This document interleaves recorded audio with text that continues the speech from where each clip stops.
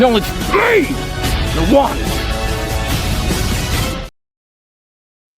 Acknowledge me. Hello, everyone, and welcome to Kick It to Scoops. I'm your host, Scoops, the sole admin of Scoops. Oh, when the Saints go marching into another victory, we're 5-5 after round 10. We're 9th on the AFL ladder. Oh, it feels so good to be in the top 10. Should be top 8, I know, but this wildcard bullshit, we've got to deal with it, unfortunately. Now, this week is to celebrate Scott Pendlebury in breaking the all-times game record, with the record being his. After this weekend, 4:35 at the MCG this Saturday, Collingwood and West Coast is a big moment in AFL history as Scott Pendlebury breaks the record. The former captain, premiership star, the silky mover. Congratulations to Pendles for breaking a record that will never be broken again. This Saturday at the G, I'm sure it's going to be 90,000+ for Scott Pendlebury in his return, and to break the all-times record, as I just said. So well done to Pendles. Now, on the show, Pendles will be mentioned again as the Scott Pendlebury Collingwood complainers in the media in particular about how Collingwood have gone about this. This will be in Scoops Those Bangs. So mentioned it last week. I'm going to mention it again as people in the media want to bring it up again. And this is the week of his milestones, so I'm going to bring that up. Some other topics to talk about. I've obviously got my team of the week, Supercoach talk, and everything in between all that. So we'll start off with this. You want me on Cameo? Head to cameo.com/Cooper G. You want me to roast a friend, wish them a birthday, anything at all, cameo.com/Cooper G. And if you know any AFL, AFLW players or any state league players and you want to see them on the channel in a Golden Challenge and or interview, please do send me a message and we'll try and get something sorted. Alrighty. It is now time, here we go, for that world famous segment. Check the analytics because it says so. Scoops goes bang boom. Well, wouldn't it be a week without people complaining in the media? I mean, Kane Cornes is the definition of a complainer, a whiner, a clickbaiter, everything like that. Okay.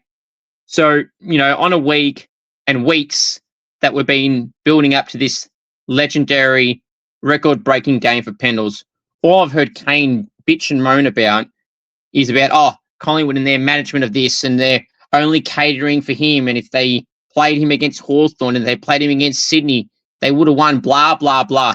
Kane, put your hatred for Collingwood aside. We know it's hard for you to do so. I mean, Collingwood live rent-free in your head that you have to keep bringing them up in a negative way.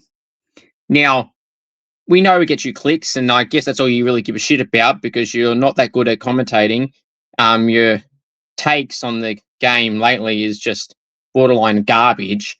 And you only do this stuff for clicks and views. Now, this game should be celebrated and will be so. But the fact of the matter is, a lot of people have been on my side with this Collingwood take that I've been given, and I'm going to reiterate it to you, Kane.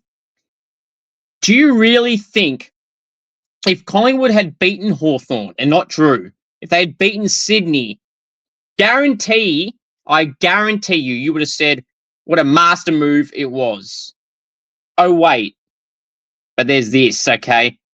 If Scott Pendlebury actually played in the games that you say he should be playing in, and they're being selfish, to quote you, they're not being selfish, they're being smart and strategic. Go look at Hawthorn and Gunston, Kane. He got injured in the Freo game in that last quarter. Played a week, got injured. Played a week, got injured again. The management at Collingwood has been pristine, has been smart.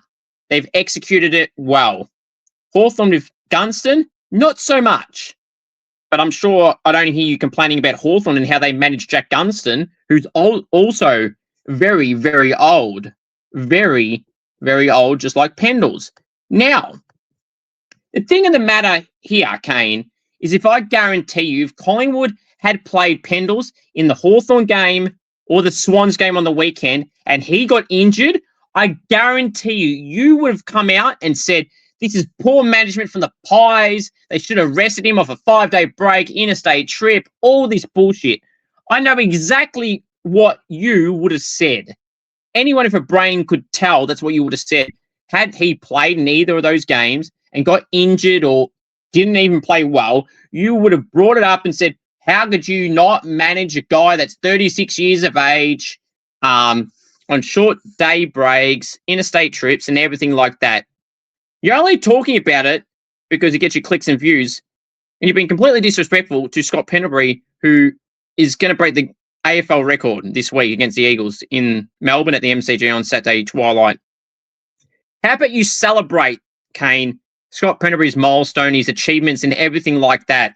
It's a record that you could not get anywhere close to, and it's a record where he is actually respected. To say that Collingwood have mismanaged this is bullshit, Kane.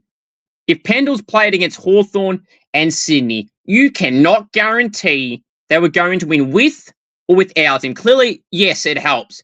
But they're thinking of the team and the longevity of this player, Kane. That's exactly what the Pies are doing. They've managed this perfectly. They ideally would love to play him, but he's 36 years old, Kane. He's going off, short day turnarounds, interstate trips. You can question this. Well, you cannot question this, sorry. What I can't understand with you, Kane, is if this wasn't a milestone time when they were managing him, you would not be complaining about this. You're only doing this because you know the milestone game's coming up and you're saying all this. Now, Craig McRae's saying that, they want to manage him for this game and everything like that. They would have done it, milestone or not. He's 36 years old, Kane. What don't you understand? Clearly, you don't understand much because you don't know what you're talking about. Pull your head in. It's embarrassing. But on to Pendles again. Now, Western Bulldogs, absolute pretenders. It's about time people start realising this. I've been saying this for a while now. There was a year recently they missed the finals. And when they make the finals, they do absolutely no damage. Be like Geelong. The only difference between the Bulldogs and Geelong still make it, but they're not much different to the Bulldogs. The Western Bulldogs are the most overhyped team in the league this year and in previous seasons. I mean, everyone wants to carry on about their star-studded so-called midfield and all their 200-plus centimetre key forward giants like Norton and Darcy and bloody everyone like that and everything, and their ruck and Tim English. And recruiting's pathetic in that area. How you cannot have another ruck on your list that is AFL worthy or anyone, not a rookie forward who pinch hits in the ruck or a key defender that was from a key forward that's now playing part-time ruck, now playing full-time ruck without English. That's just poor list management. That's no one else to blame but your recruiting team and your coach for not wanting other rucks on your list. You've got to have 3-4 rucks on your list that are actual rucks, not bloody reserve hacks or part-time rucks that are forwards or backmen or whatever position they play or undersized ruckmen in the ruck. Like, that's your own fault. Now, everyone talks about, Marcus B and Liberatore and Fraser and Treloar and everything like that. I want to carry on about their midfield and everything like that and Ed Richards and everyone like that. I mean, history shows that you don't have to recruit 20 players in the one position. Look at other clubs that have succeeded. Brisbane, their stars started all over the field. Just because the Western Bulldogs, to quote others, have a great midfield, an A-grade midfield, doesn't mean shit when it comes to finals, because you come up against sides like Brisbane and Sydney who've got stars in all 3 lines, or 4 lines if you want to include the ruck. You got Grundy, you got Curnow up forward, you got Joel Amati at the moment, you got Tom Papley, you got Heaney, you got Goulden, you got Justin McInerney, who's having a great season, you got, in the back line, you got Nick Blakey, you got Matt Roberts, you got everyone like that, and Tom McCartan, Logan McDonald. They've got so many stars in the whole team. Brisbane, the Ashcroft brothers, Hugh McCluggage, Lockie Neal, Josh Dunkley, Cam Rayner, Logan Morris, Harris Andrews, Coleman, Berry. They've got so many stars on all lines. That's something the Bulldogs don't have. Their backline is a VFL listed backline at best, minus Bailey Dale. The rest of those talls in particular, Lobb, O'Donnell, Gardner, they're all shit. They're VFL listed type of players. It's simple as that. You will not have any of those guys be the number 1 or number 2 key defenders at any other club. And it's no other club's fault that the Bulldogs don't recruit well. And you just lost to Carlton, who are a basket case, who just lost their coach and swapped him, Voss, with others. So you've got no one to blame but yourself. It's as simple as that. The Bulldogs are pretenders. When the going gets tough, they fail. And that happens each and every year. I don't know how many times I need to repeat myself to tell you all that the Bulldogs are pretenders. And even if they do make the top 10, and if they do pass wildcard round, they're not going to do shit when it comes to the actual final series, because you go up against Brisbane and Sydney and Gold Coast and everyone like that, you're just not going to get the job done. You're just not. And if you fluke a elimination final victory, that's as far as you're going to go, because you might get lucky. You might play a team that's got a few injuries or whatnot. And I keep hearing about the Bulldogs injury list here. Yeah, Darcy. Yeah, okay. Key forward, yep.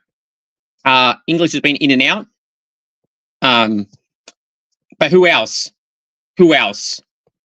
Liberatore's finished. Treloar's been playing VFL a couple of games here and there. Can't mention them. Waitman, was he really that good to begin with? He's solid. He's in your best team, clearly. But, Darcy, yes, he's great. But he's out for an ACL injury, so you're going to bring this up every week for the rest of the season? I mean, if you want to have a go at me for bringing up Max King, who hasn't played for long either, then you can't be bringing up Darcy, who's going to be out all year. And Waitman hasn't played all year either. We've got players in the same position. Naz hasn't been playing for 2 weeks. He's not going to play for another 2 weeks at least. Max King, Liam Ryan, Higo was out for a bit, and others. So I don't see the difference. We've been going okay without them. It bloody hurts. But you're supposed to have got this star-studded midfield and star-studded team. Having 1 or 2 out shouldn't hurt you, should it? But you're not that good. So it will hurt your team more than you think. And recruit actual rucks on your list besides English, and maybe you're going to be better and you wouldn't lose to a rebel like Carlton. Just food for thought. Now, speaking of Carlton, bravo, you got the win. Now, Michael Voss did not resign. Let's be real. We know he was sacked. They did the nice thing to Vossi and they said, look, mate, we're letting you go. Do you want to announce it as a resignment, or do you want to be sacked or announce as sacked? Because if you listen to Carlton's press conference when Voss was sacked, they said change needed to be made. That right there tells you they made the call, not Voss. So they lied in their own statement. That doesn't shock me. It's Carlton. They're a mess. They're a rebel and everything in between. But the fans' handling of Voss being let go for months, and I've been calling it out for a while, is nothing short of a disgrace. He's absolutely at some fault for the way they've been performing. Now, a lot of onus has to go on the players. So, Cripps and Walsh and Wiedering and everyone in that team, Mackay, Ainsworth, Florent, Haywood, all those guys that are experienced, they have to take a lot of the blame. I never understood coaches always getting the blame for the players playing shit. There's some coaching things that Voss did, like playing Lewis Young on Tom Lynch when he was on 2 goals, 7, and kept laughing throughout the whole game in the last quarter and didn't take him off him. Things like that is on Voss. But the players not hitting a target and not kicking good goals or easy shots at goal and choking a lead at halftime, the bulk of that is on the players, if not all of it. The coach can't kick the ball for them. The tactics and everything like that can be on the coach and the assistant coaches, and the list manager's been let go, Mr. Austin as well. And he's not happy with that dismissal. So it's like, put some blame on the players. Now, historically, you get a new coach, you most of the time win the first game. Bulldogs have got a few players out, so they carry on about. They're not that good either. Carlton got that momentum with the new coach. It was just bound to happen eventually.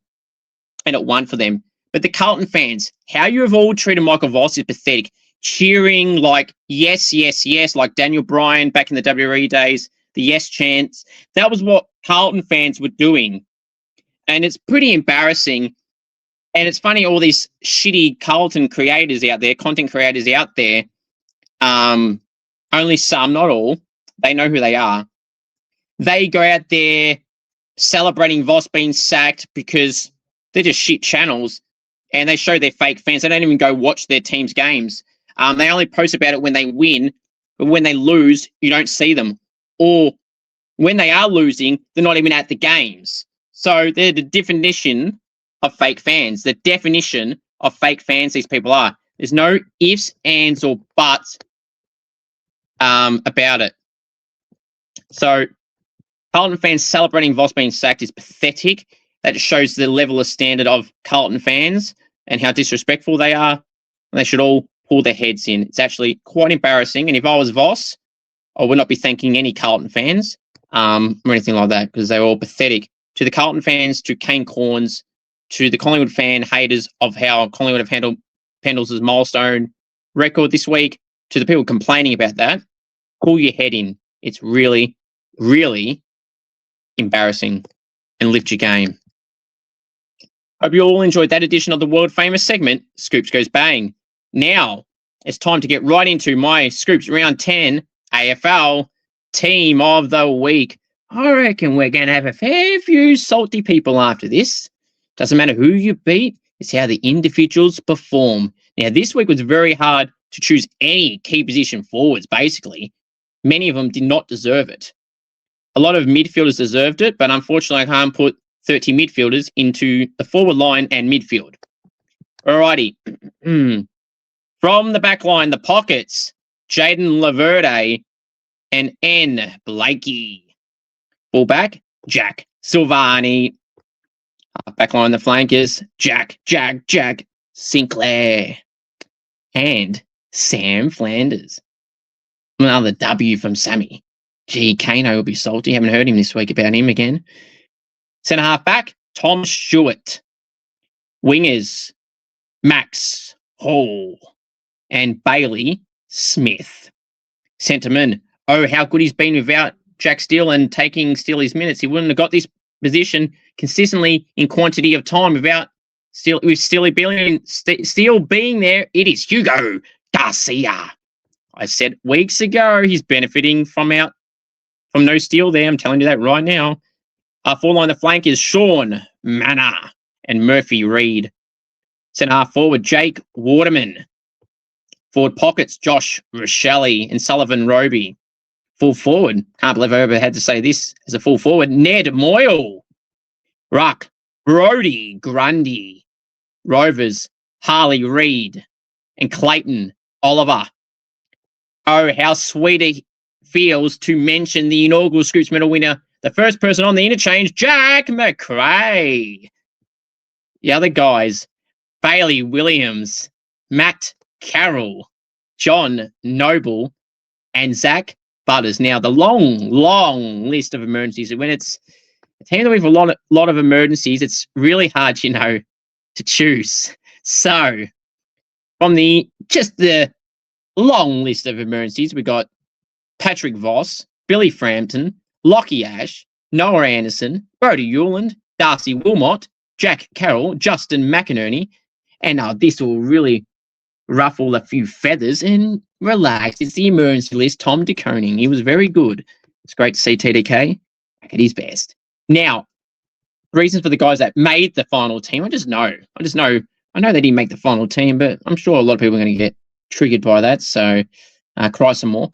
Now, Laverde, he was very good for the Giants. I know they were not good really at all, but a lot of contested marks for Laverde in a strong effort for him. He had like 14 disposals, but had like 9 intercepts and a lot of contested marks, and I just thought he really stood out, and he was really fighting for the Giants when a lot of his teammates weren't. I thought he did pretty well. Blakey had 39 disposals. He's a run and drop at the half-back line. In a close win over the Pies, he was really, really good. Now, Jack Silvani, another guy, a bit like Laverde, may not have had the biggest numbers, but in moments when they kind of got some easy goals, when they weren't, a lot of that was led by Silvani, who just really played well.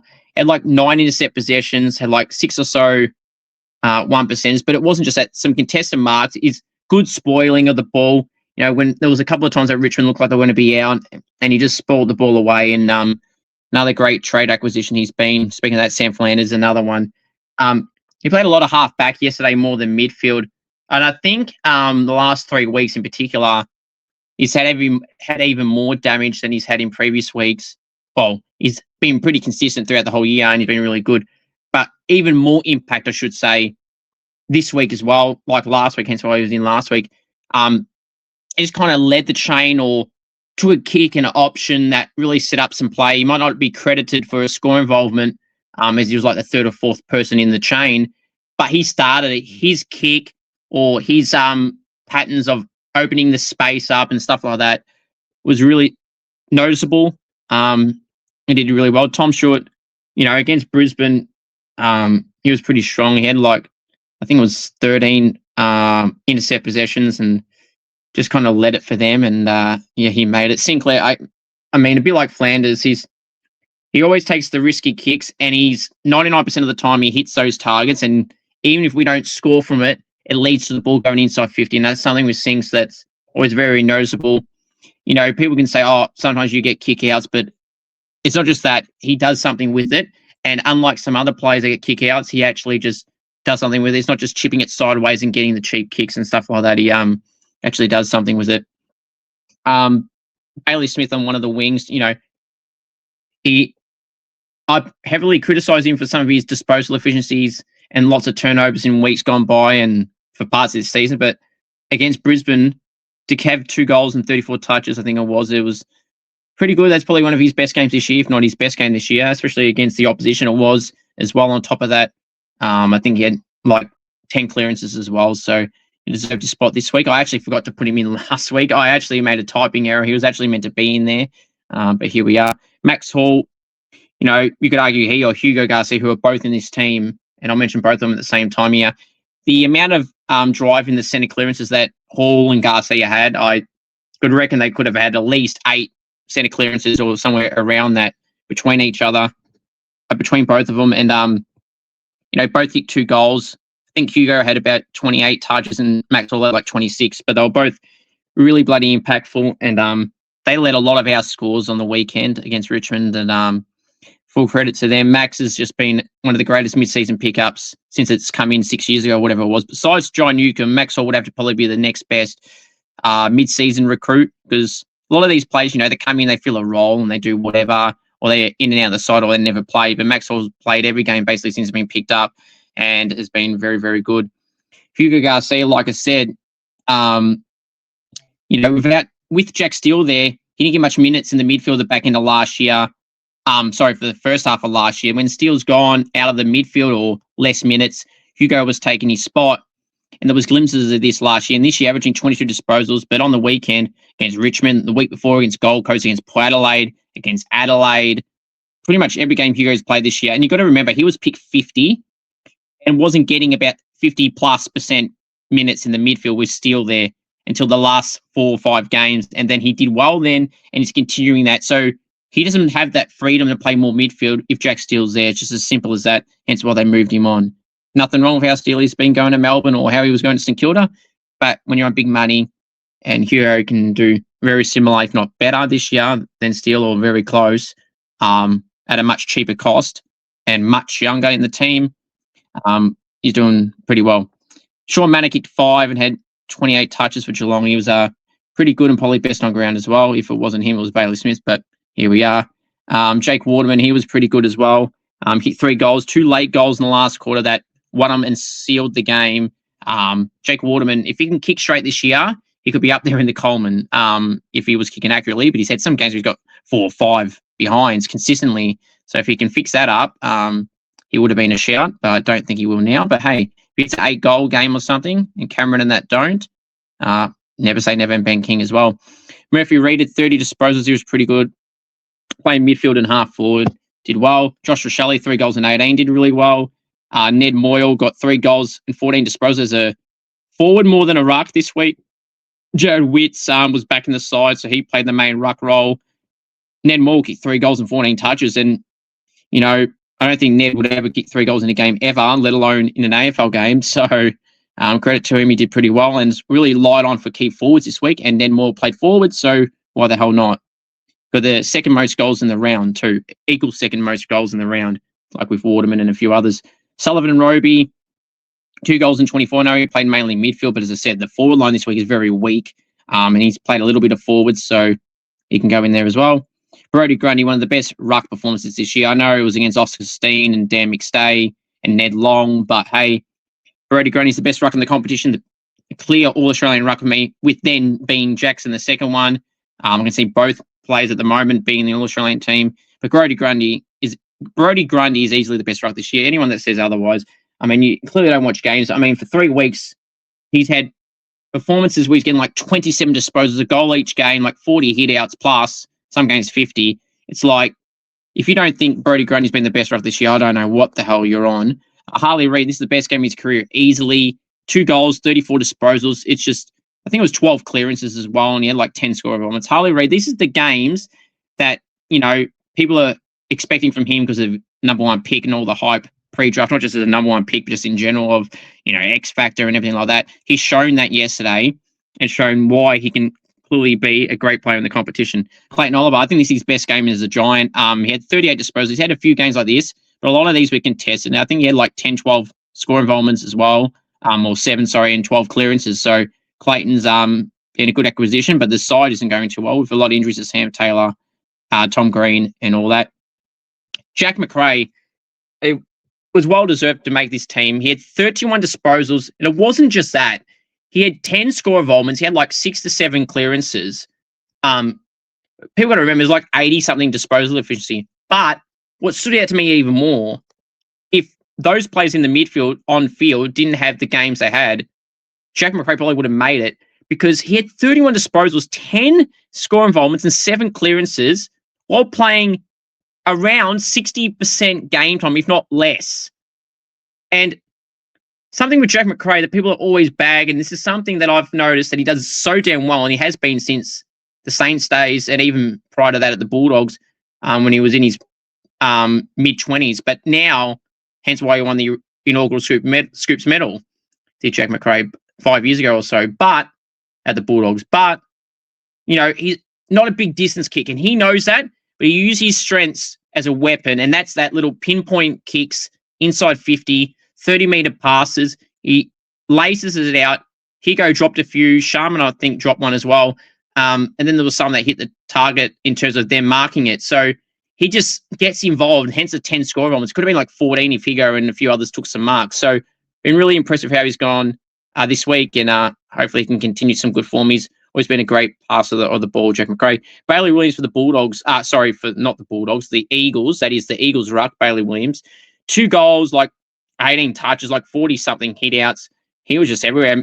A great mark. He's really a good, strong presence in the ruck and up forward. He's always been a great mark and a good shot at goal, but if Eagles ruck's been shit, he's the only one that can play there, and he was injured at the start of the season. So he played awesome, probably the best game of his career, if not one of.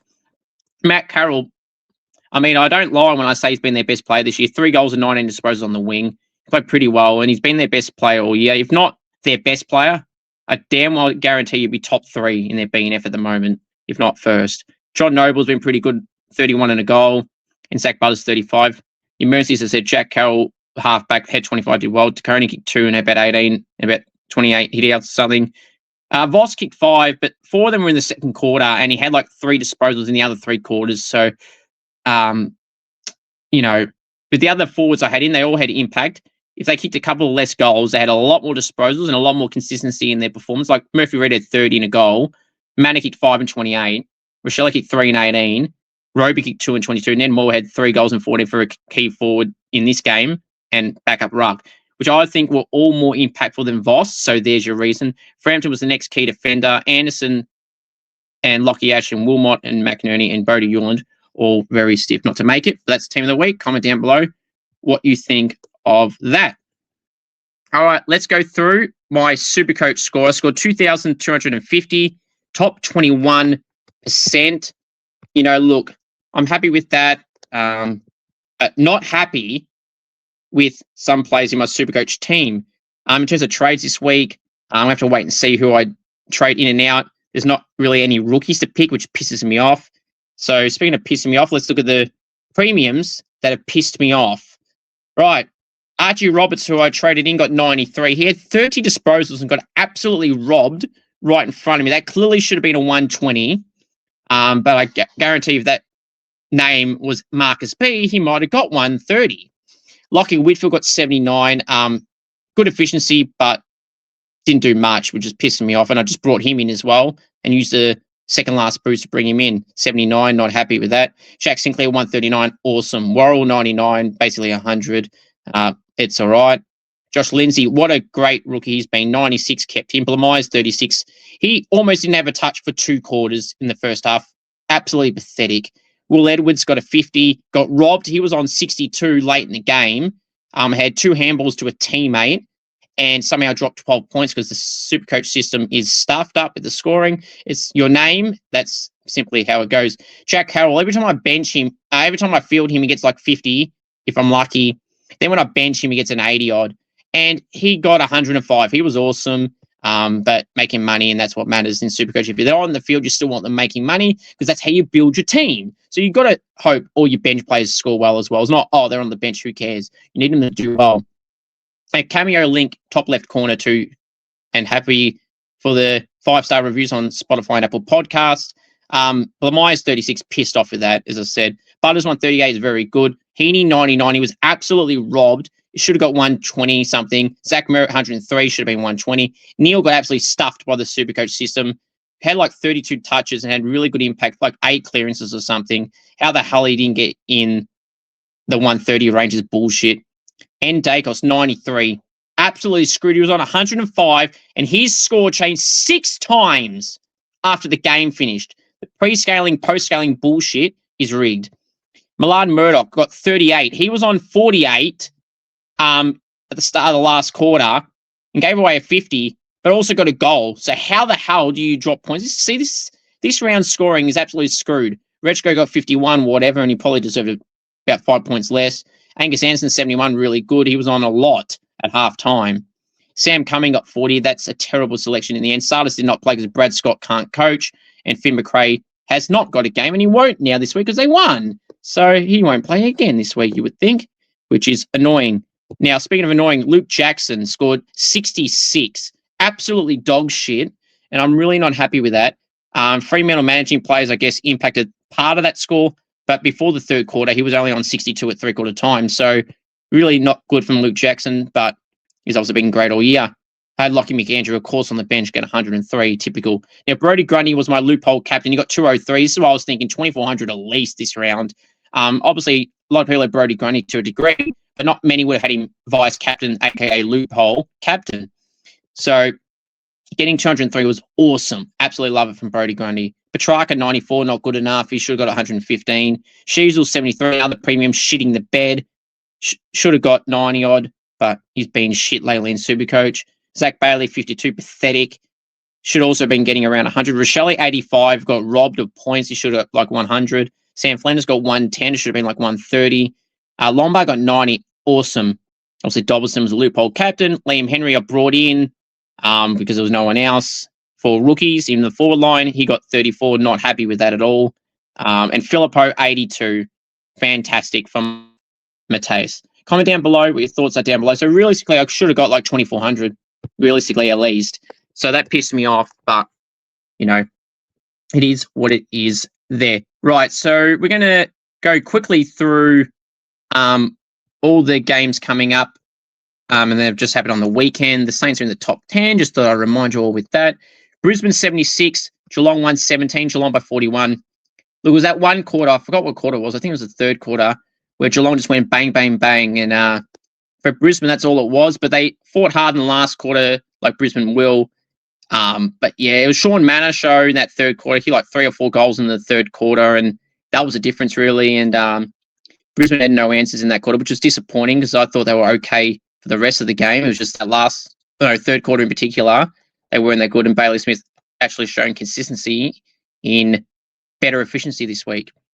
But for Brisbane, as I said, Neil was good. Charlie Cameron had some moments as well, but yeah, disappointing for Brisbane, but that'll be a one-off, and they won the game that mattered last year in the granny, obviously. Sydney, 81, Collingwood, 75, Swans by 6. Look, I wouldn't be disgraced if I was a Collingwood fan. You know, no Perryman, no Lipinski, no Darcy Cameron, no Pendles, no Darcy Moore. Oscar Steen done his ACL, which is horrible news, so we wish him all the best in the third quarter. So they had no ruck, players out of form, no Tim Membry as well, who's out injured. So had a lot of players out through injury or management. Obviously, Bobby Hill's still out as well. He's playing VFL at the moment, potentially this week again, having a week off because of personal reasons. So, Sydney won by 6, but you take the win and go away with the 4 points, because I don't think Sydney would be happy with that. I really don't think they would, considering all the outs Collingwood have. They're at home, Sydney, and they were losing. Credit to them for coming back from 5 goals down, but they'd be really pissed off with how they went, because, they should be beating Collingwood at this stage of their challenges for Collingwood. At times, Sydney should have taken advantage. And full credit to the Pies. They could have won that at the end. De Goey had a good game as well, and Dacos was good as well. But, Brodie Grundy was awesome. Blakey, Heaney, McInerney, Logan McDonald kicked a nice goal late as well. I think it was third quarter or fourth quarter. So, it is what it is. The Swans get the win and they're still a premiership favourite with Brisbane. So I don't take these results with a grain of salt for Sydney or Brisbane. Gold Coast 98, Port Adelaide 73, Gold Coast by 25. This was 40 points at three-quarter time. Port Adelaide were never in this contest. Butters and Joe Richards and debutant Tom Anastopoulos had 16 disposals on debut. Will Lorenz finally got back in the side. Gold Coast, Leo Lombard was one of their better players with John Noble and Bodie Hewland. Adelaide 133, North Melbourne 65, 68 points to the Crows. This is why North Melbourne will never be that good anytime soon. People completely have been overhyping them. Like, okay, they've done good. They were good against Sydney in a loss. They're 0-20 at the Adelaide Oval. 0-20 with an average losing margin of around 60 points, I think, which is pretty bad. Adelaide, are they back? Not so sure. They had a few forwards that were out. Phil Thorpe and Murray were out. Tex is obviously out. So got a few out at the moment in the tall department. So to win by 68 points against North, who have been okay at times this year, they'll be happy with that.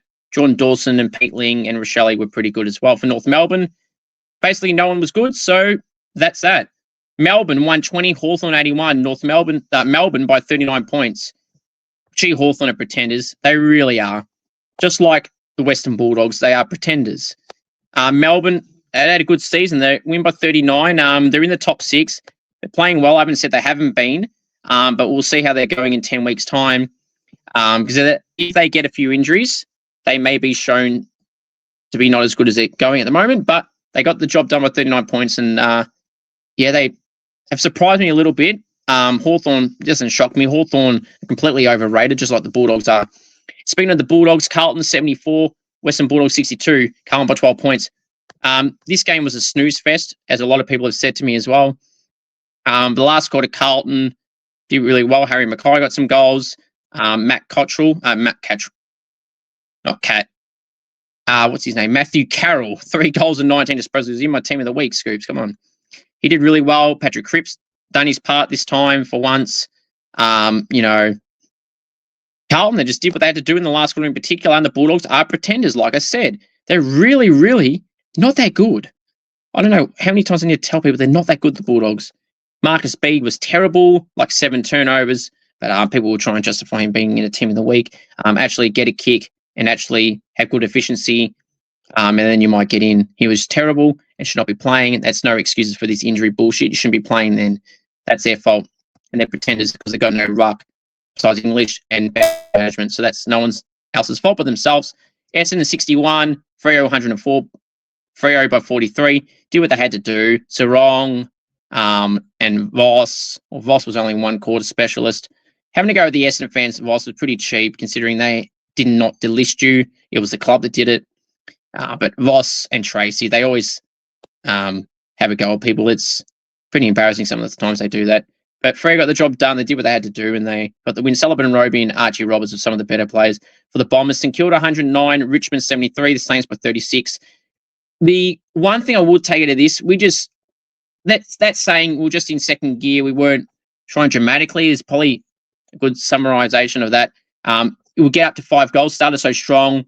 They get a couple, then we try again. So it's okay. You should be winning by more against Richmond, I get that, but we've got people out as well in terms of a margin thing. So, yes, they've got a large quantity of players out, but half of them are VFL level players or not that good. Obviously, Nankervis is a big loss. There might be a couple others of note. But, you got Naz out, Liam Ryan out. There's a few others I've had to play. Mitch Owens. There's a fair few out that we've got as well that you could justify better than all these. Well, Naz is one of the best players in the comp. And everyone wants to bring up Sam Darcy for Bulldogs, so I'll bring up Max King. So, and then you got Liam Ryan as well, Butler, Clark, etc. So, it evens that out. So the margin, at this point, the margin wasn't more, but I was happy with how we played. I just didn't like that we went in second gear and just took it easy, and just let it, kind of say whatever after that. But we got the job done. 4 points is 4 points. Our percentage is really healthy. I think it's the sixth best percentage in the comp, something that Kane needs to educate himself on, because our percentage is actually better than most of his favourite clubs, including Port Adelaide Banter Club.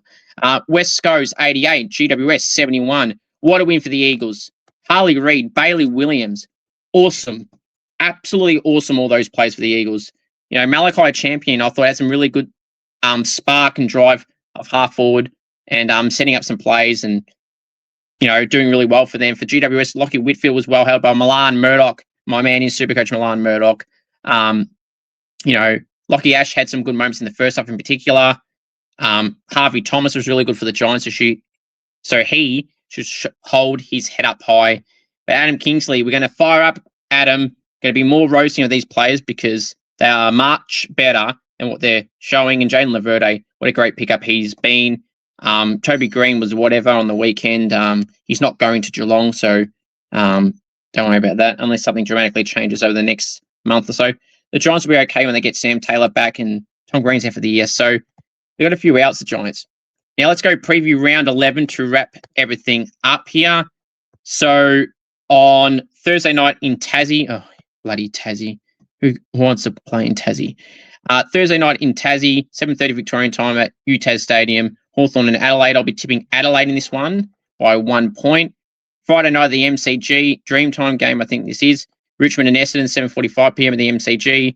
Richmond, Essendon, oh God, I'll be tipping Essendon in this one by 10 points. Also Friday night at Optus Stadium, 8:30 Victorian time. It's the Dockers hosting my Saints. I'm going to be tipping the Saints in this one by 2 points. We play all right in Perth at times. Fremantle are bound to lose eventually. They've had a lot of close wins, and how about we put them on the other side of it? And hopefully Liam Ryan, I know he won't be back this week, for God's sake. And neither will Naz. So, but yeah, we'll see. Saints for 2 points for me. TDK and Marshall against De Koning. Marshall and De Koning in the ruck will be very, very interesting. That's for sure. So Saints by 2 points. De Koning and Marshall versus Jackson, and basically Jackson is Mason Cox is no good. Saturday, Marvel, 1:15 Victorian time, North Melbourne and Gold Coast. I'll be tipping Gold Coast in this one by 45 points. 4:15 at GMHBA Shaver Stadium. It's Geelong and Sydney. I'll be tipping Sydney this one by 18 points. The Collingwood, Scott Pendlebury, record-breaking game, 4:35 p.m. Victorian time at the MCG. It's Collingwood and West Coast. I'll be tipping Collingwood in this one by 45 points to win it for Pendles.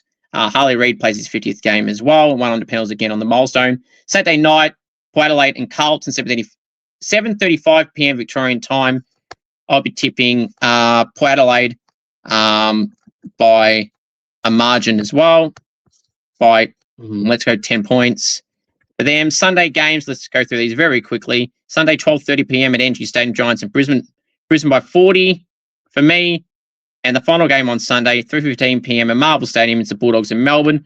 I'll be tipping Melbourne in this one by 5 points. Thank you, everyone. Subscribe to StreamYard. Go Saints, and we're in the top 10. And Bulldogs and Carlton are banter clubs, and so are Geelong.